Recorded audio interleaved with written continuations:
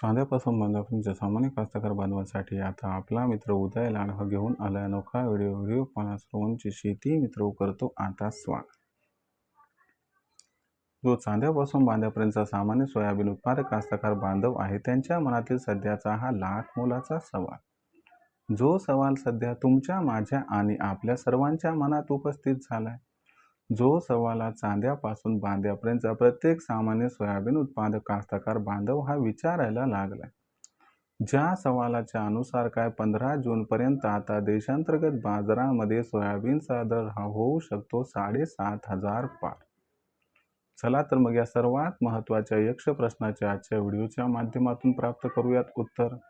ज्यांना या प्रश्नाचे अचूक उत्तर जाणून घ्यायचे आहे त्या सर्वांनी हा व्हिडिओ आता शेवटपर्यंत पाहावा। जिथं वाटतंय आपल्या सर्वांना की हा व्हिडिओ चांगला आहे तिथंच व्हिडिओ लाईक करा। जास्तीत जास्त सामान्य कास्तकार बांधवांपर्यंत हा अत्यंत महत्त्वाचा व्हिडिओ पोहोचवण्यासाठी व्हिडिओला शेअर करा।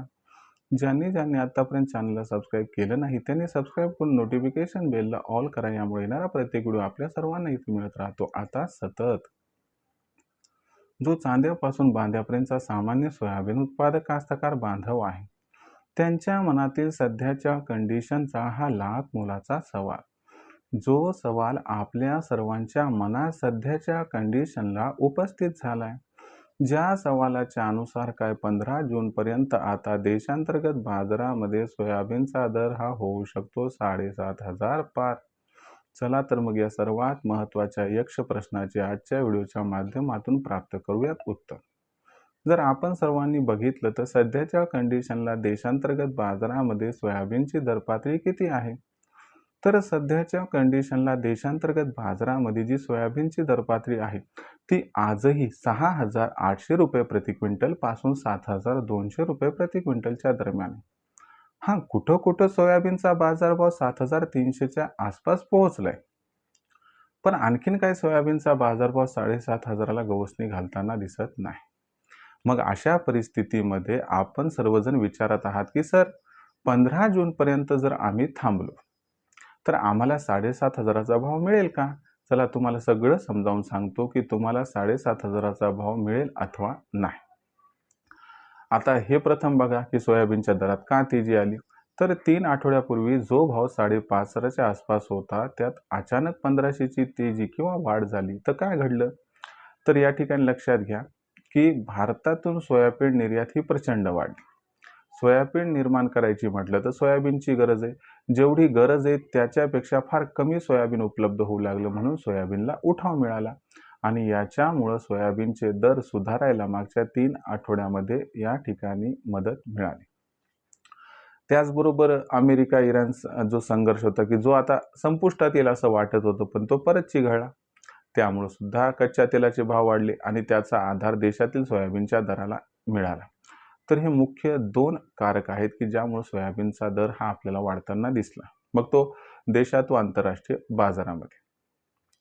आता तुम्हाला सांगतो 15 जून पर्यंत या घटकांचा कसल्याही प्रकारचा परिणाम सोयाबीनच्या दरावरती काय होताना दिसणार नाही।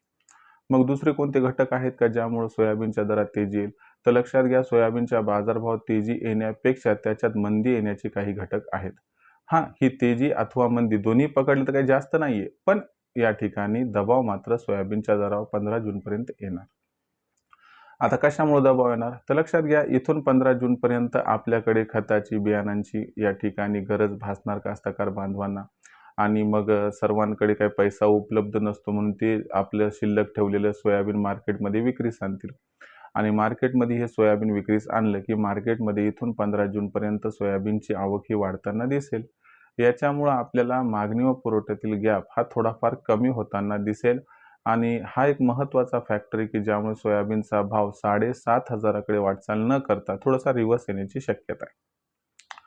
दुसरी महत्त्वाची गोष्ट लक्षात घ्या की हे सगळं घडत आहे ओके, पण हे घडत असताना अमेरिकेत सध्या सोयाबीनची पेरणी सुरू आहे आणि गॅरंटीनं लक्षात घ्या की अमेरिकेत सोयाबीनची पेरणी ही वाढण्याची शक्यता आहे कारण तिथं आपल्याला पाऊस काळ हा चांगला दिसत आहे आणि मक्याचे शेतकरी सुद्धा सोयाबीनकडे शिफ्ट होत आहेत।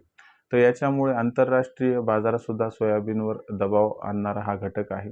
देशातील सोयाबीनवर आवक हा दबाव आणणारा घटक आहे आणि कोणतं तेजीचा पॉझिटिव्ह घटक नसल्यामुळं सोयाबीनचा दर 15 जूनपर्यंत आपल्याला वाढताना जास्त प्रमाणात काही दिसणार नाही. आणि माझ्या मते एखाद दुसऱ्या वेळी समजा फार अनुकूल परिस्थिती आली आणि भाव 7,500 पर्यंत पोहोचला, ही जर शक्यता सोडली तर मला गॅरंटीनं वाटते की 15 जूनपर्यंत सोयाबीनचा भाव 7,500 ला गवसणी घालू शकत नाही. मग अशा परिस्थितीमध्ये सोयाबीनची विक्री कधी करायची? तर एक सिंपल तुम्हाला सल्ला देतो की आता सध्या असणारा भाव अत्यंत उपयुक्त आहे. या ठिकाणी आपण सोयाबीनची विक्री केली तर आपल्याला खूप फायदा होऊ शकतो. कारण भविष्य सोयाबीनचं अजिबात उज्ज्वल दिसत नाही.